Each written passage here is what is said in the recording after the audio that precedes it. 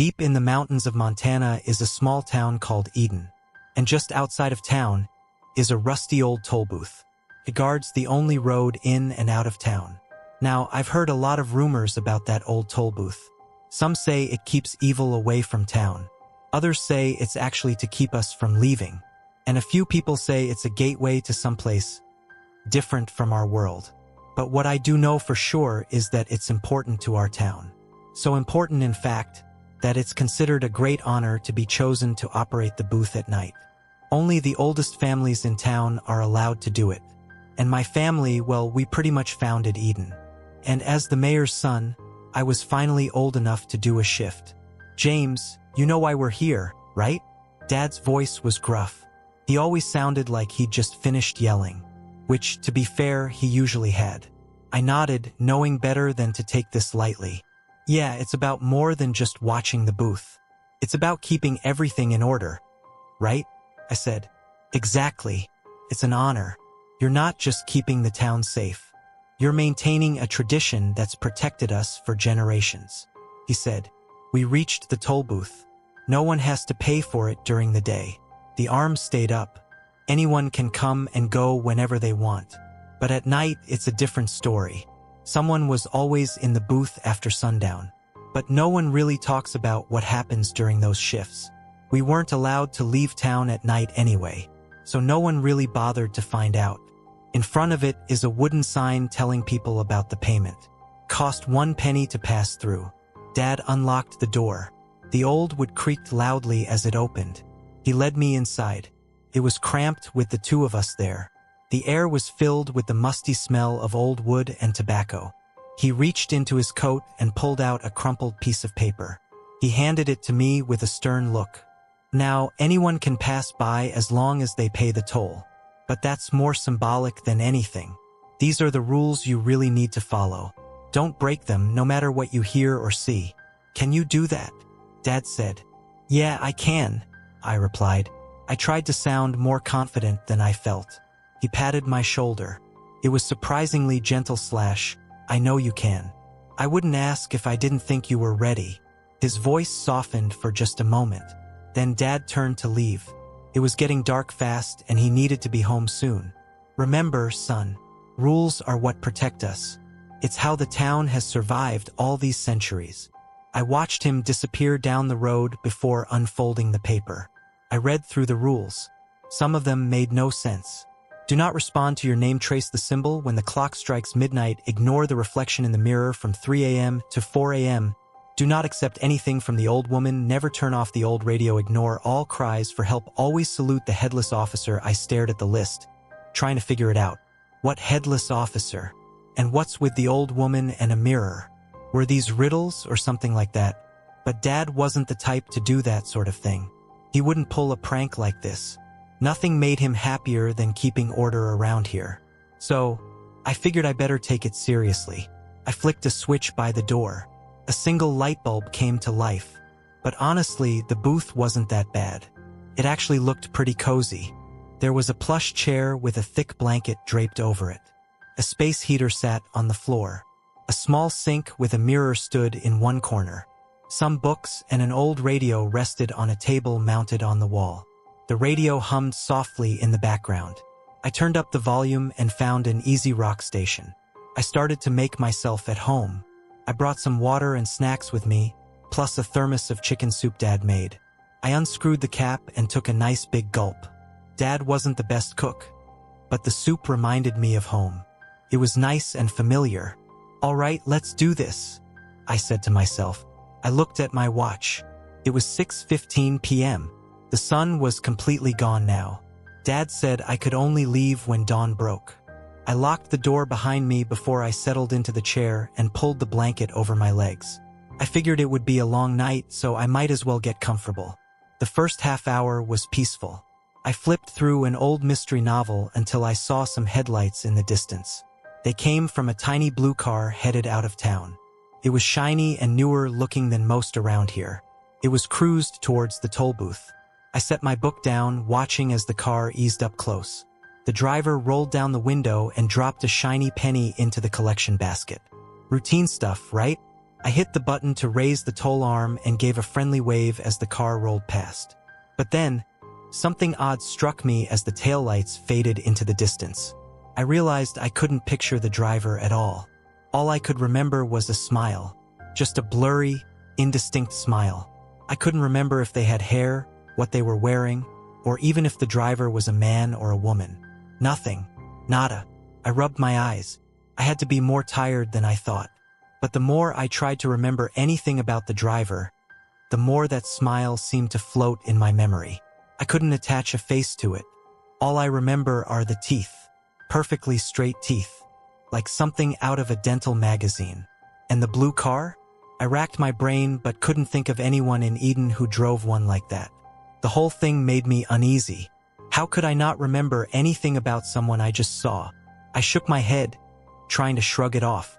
"Get it together, James," I muttered to myself, but as I was still trying to shake off the weird feeling from earlier, a shiny green sedan rolled up to the toll booth. The driver was a middle-aged guy with a friendly face. He rolled down his window. The familiar lyrics of "Take Me Home, Country Roads" by John Denver filled the air. Man, that song took me back. Dad and I used to sing that in the house when he was in a good mood. "Great song choice," I said with a nod. The man replied with a smile and a thumbs up. He dropped a penny into the collection basket and drove off, humming along with the song. But then, things got weird. Like déjà vu weird. Another green sedan, identical to the first, pulled up. The window rolled down and there was the same guy, with the same smile, and the music picked up right where it had left off. Nice to see you again?" I tried to joke, not sure what was happening. He just smiled again, dropped another penny, and drove off. The song continued to play the entire time. Before I could even process what happened, another green sedan rolled up. The same guy, the same song, continuing from where it left off again. This repeated over and over again. Each time the song resumed exactly where it had stopped until the whole thing finally played through. It was like watching the same scene on repeat, except the song stitched itself together a bit more each time. I checked my watch when the final "Country Roads" notes faded away with the last green sedan. 45 minutes had passed. 45 minutes of the same car, the same guy, and the same song over and over. I swear those sedans came by right after one another. It shouldn't have taken that long to get through the whole song. I rubbed my eyes, expecting to see the sedan appear again. But it didn't. The road was quiet, the night suddenly feeling a lot colder. A few minutes later, a police car showed up. It sped towards the booth with its lights flashing. And it was coming out of town. That caught me off guard. Our town only had one police car and this wasn't it. Did something terrible happen back home? The car pulled up to the booth, and I braced myself for some bad news as he rolled down the window. But instead of a familiar face, there was no face at all. No head, even. It was just a bloody stump where the officer's neck should have been. Yet his uniform was spotless. It was perfectly pressed like he was ready for inspection. He wore a badge, but I couldn't make out the name. I could hear angry, growling noises coming from the back seat. Something fierce and wild that didn't sound human or animal. Remembering the rules, I quickly saluted the headless officer. He returned the gesture. A crisp, precise movement that seemed normal despite everything else. Then, without a word, he drove off into the night. After that encounter with the headless officer, I took another long look at Dad's list of rules. Seemed like they were more literal than I thought. The old radio crackled to life as I read them over, making me jump. It started jumping channels until it landed on a station I've never heard of before. Called itself Radio Harmony.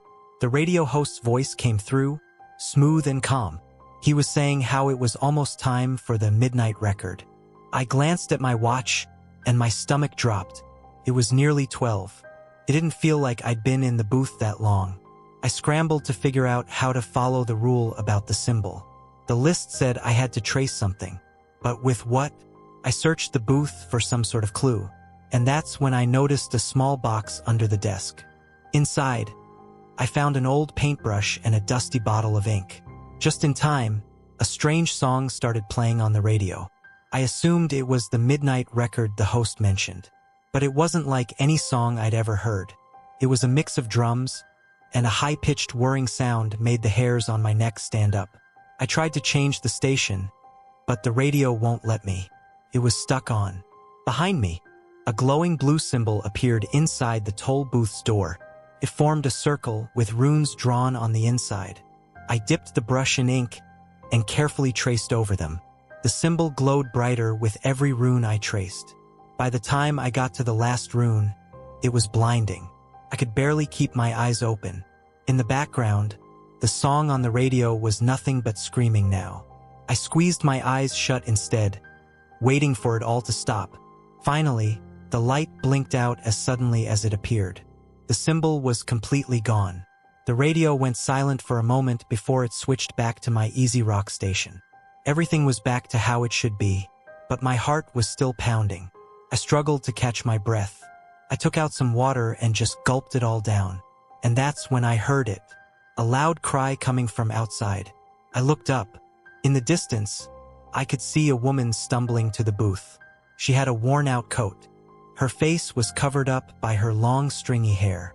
She staggered to the toll arm, trying to push her way into town. I called out to her while pointing to the sign. "Ma'am, all it cost is 1 penny. Please don't break the arm," I hollered. But it was like she couldn't hear me. Instead, she got even more upset. She slammed her body against the barrier hard enough to shake it. The whole time, she's sobbing like her heart just broke. I yelled for her to stop, hoping to snap her out of whatever panic she was in. That caught her attention. She froze. It was like someone hit the pause button on a movie. She stayed like that for a few seconds, not moving an inch. Then suddenly, she dropped to all fours. Her limbs scrambled across the road, headed right at me. Her head bobbed up and down as she moved like her neck was on a string. She kept sobbing even as she jumped to the window. She hung on to the booth, demanding I let her in. Then, without warning, she started banging her head against the glass. I tried to calm her down, but all she did was cry and smash her face against the glass. That's when I saw police lights in the distance. They came from the direction of the town. The patrol car pulled up fast and out stepped the headless officer. He went straight for the woman. He grabbed her and quickly got her off the booth. I could see her struggling to break free as he put her in the back of the police car. Then I did the only thing I could do at that moment. I put up a hand and saluted the headless officer. Rules are rules. He returned the gesture before driving off with the crying woman. I settled back into the booth and figured I'd call Dad to ask what the hell was going on.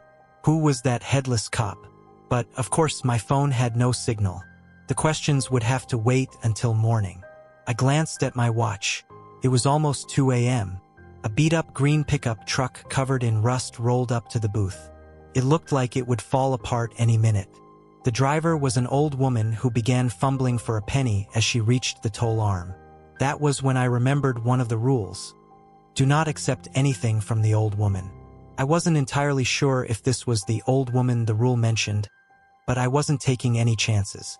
I quickly hit the button to raise the arm. "No need for that, ma'am. You can go right ahead," I told her, trying to sound as polite as possible. But she wouldn't have it. She insisted on paying, pushing this dirty coin at me. I reassured her, "Really, it's okay. You don't have to pay tonight." But she got more agitated, shoving the coin closer to me. I looked closer at the coin she was so desperate to give me. It wasn't even a penny. It was larger, weirdly shimmering under the moonlight. The longer I looked at it, the more it seemed to flicker like it wasn't entirely real. "Please just go through," I started to beg. I didn't want anything to do with that coin. Whatever was going on with it, it didn't feel right. Despite my protests, the old woman wouldn't budge. She leaned closer to me. "Do you know who I am, young man?" I shook my head, taking a step back. "I've never seen you before." She laughed.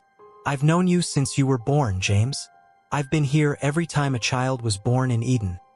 Ever since your ancestors first settled this land and made a deal with me." As she spoke, I noticed the rust from her truck began to spread like a disease.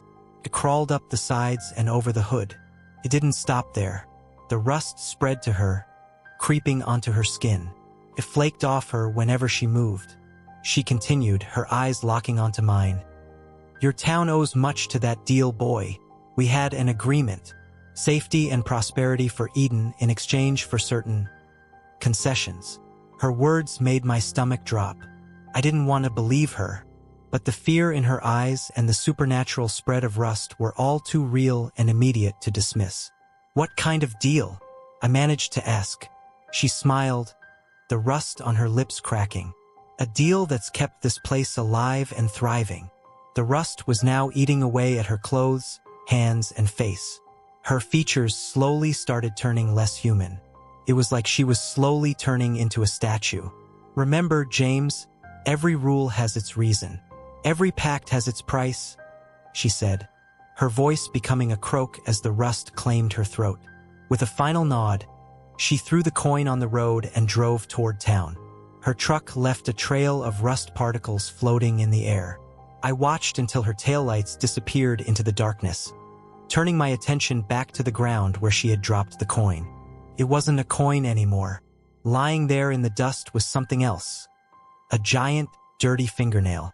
But I didn't have time to dwell on it. Headlights shone in the distance, but they looked different. They weren't from a car this time, but a motorcycle. It rolled up to the booth from out of town, its engine cutting through the quiet of the night. The guy riding it wore sunglasses. I thought that was weird considering it was pitch black outside.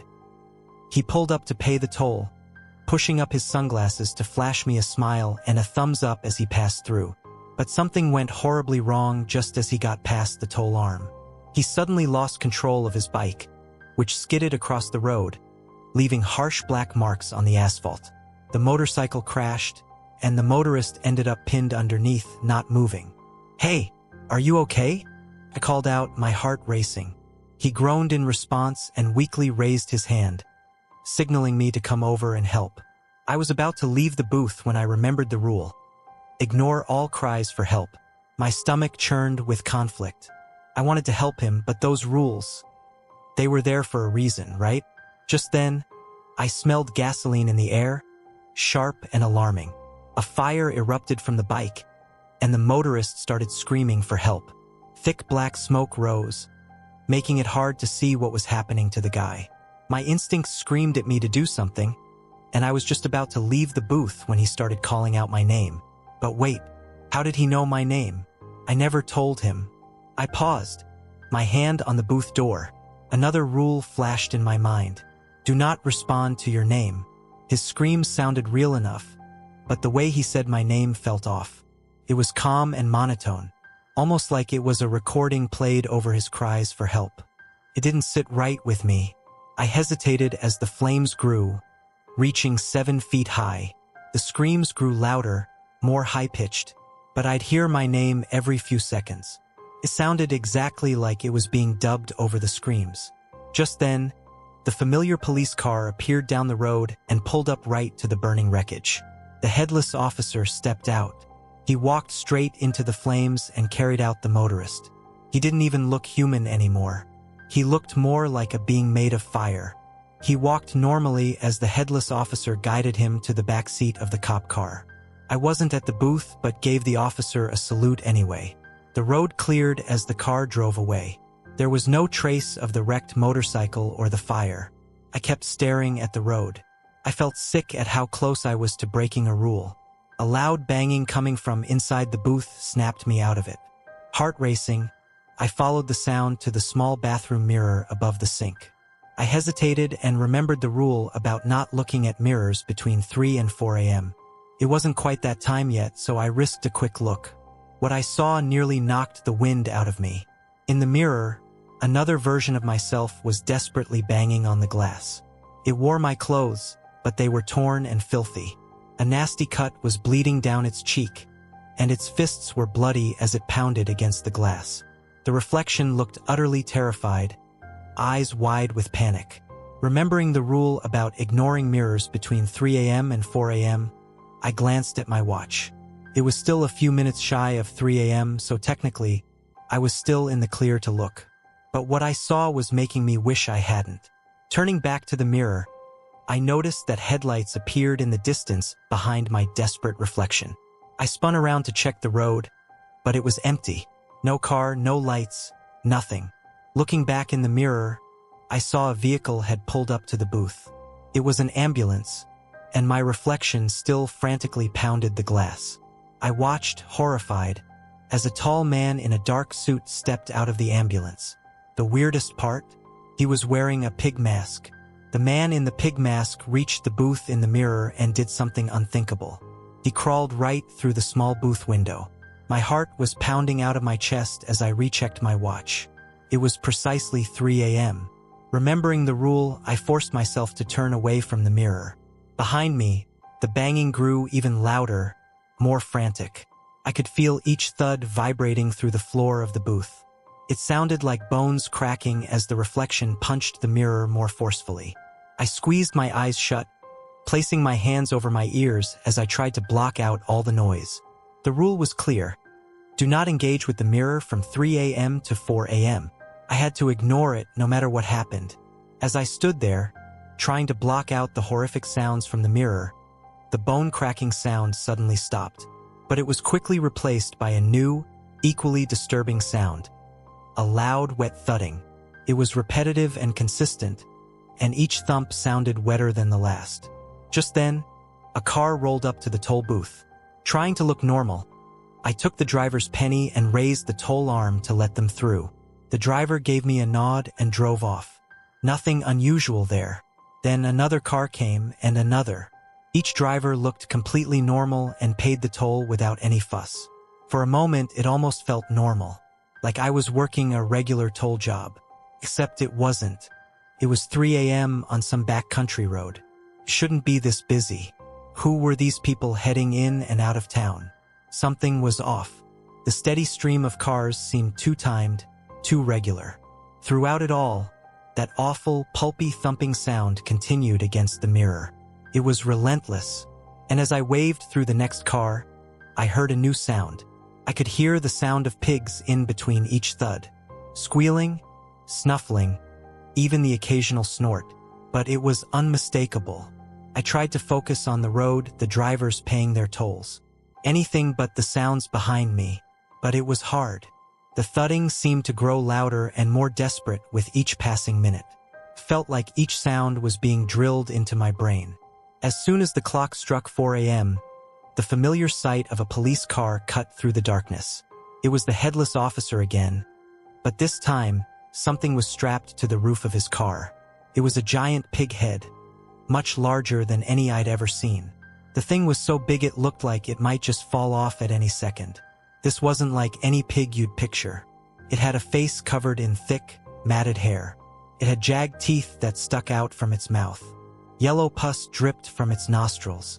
The strangest part? It had antlers growing out of its head. As he passed by the booth, I remembered the rules and gave the headless officer a quick salute. The moment his car passed through, the disturbing thumping noise haunting me from the mirror finally stopped. I let out a breath I didn't realize I'd been holding. I checked my watch. It was safe now. Cautiously, I turned to look at the mirror. It looked normal, like any other mirror, except for a small crack in the center. As the night wore on, the booth settled into a routine. Sometimes, the radio I listened to would turn to that weird station, Radio Harmony. It would play some gospel music before flipping back to my rock tunes. I tried to ignore it, focusing instead on the road and the cars that came through. Then, a white van approached the booth. As it neared, the driver rolled down the window to pay the toll. That's when I noticed something alarming. His head was turned entirely backward as if somebody had twisted his neck. Struggling to maintain my composure, I quickly allowed the van to pass. As it drove away, I saw more faces in the back window. They were all staring at me, their heads also twisted backward. Not long after, a woman driving a shiny green pickup pulled up. The truck was so new it practically gleamed under the booth lights. She leaned out to pay and asked if I had seen her mother drive by. Couldn't be sure. So many cars had come and gone. The woman just laughed. A light, carefree sound that seemed out of place with everything that's happened. She drove off, leaving a trail of flower petals fluttering on the road behind her. As dawn approached and I counted the minutes until my shift ended at 6 a.m., I suddenly heard what sounded like a crowd of footsteps in the distance. I squinted down the road, trying to make sense of the shape approaching the toll booth. As it drew closer, the sound clarified into the scuttling of numerous legs against the asphalt. What emerged from the darkness was horrifying. A giant dark centipede with a human head at the front. The rest of its body stretched out into segmented lengths down the road, rushing towards me. This wasn't mentioned in any of the rules. As it reached the booth, it started slamming against the window. Up close, I could see that its body was made up of stitched-up skins, so gruesomely put together that I couldn't tell if they were human. Despite the violence of its actions, the centipede's human face remained eerily calm as it continued to smash its body against the toll booth. With each crash, I felt the booth shake, the structure straining under the assault. The centipede monster began to wrap its long body around the booth, constricting it like a snake. The windows fogged up with the press of its dark, stitched skin against the glass, and soon, I could barely see outside. The booth creaked and groaned under the pressure. I backed away from the windows, unsure of what to do next. The rules had prepared me for a lot, but nothing like this. Through the twisted, stitched mass of the centipede monster, I could see the flashing of police lights in the distance. Thinking about all the times the headless officer had shown up right when I needed help, I scrambled to raise the toll arm, hoping somehow it might signal him or anyone else who could see. Suddenly, there was a loud crash outside, and the booth shook violently. The centipede creature hissed loudly, its grip tightening around the booth, but it stayed put, squeezing harder. I couldn't see what was happening outside. Then gunshots rang out, followed by wet, chopping sounds like something being cut or torn apart. The booth went dark. I could only wait, hoping for it to be over soon. More gunshots erupted, closer this time, and the booth shook again, more violently than before. It was so forceful that it knocked me off my feet, sending me crashing into the edge of the table. Pain flared bright and sharp in my head, and then everything went black. When I came to, my watch alarm was beeping, 6:30 a.m. The early morning light filtered through the booth. To my shock, they looked completely normal. No signs of a monster, no damage, no headless officer. Just silence and the sunrise. I felt a dull ache where I hit my head, but picked myself up and made my way back to town. As I approached, I saw my dad waiting for me. His expression was serious, and there was a hint of concern in his eyes. "Do you understand why the rules are important now? Why someone must always be at the toll booth at night?" he asked. I nodded, still processing everything. But what was that thing? The centipede creature. His face grew somber. "We call it the skin taker. It's why we don't let anyone go out of town at night. It doesn't come often, but I'm sorry it came on your first shift." "I think I was saved by the headless officer," I said, trying to make sense of the night's events. Dad nodded. "The rule about saluting him is a new one. He's been trying to get his head back from that thing for decades now. In the meantime, he helps out at the booth when he can." Dad paused, smiled, and said one last thing. "He'll always protect you, you know? You're his great-grandson."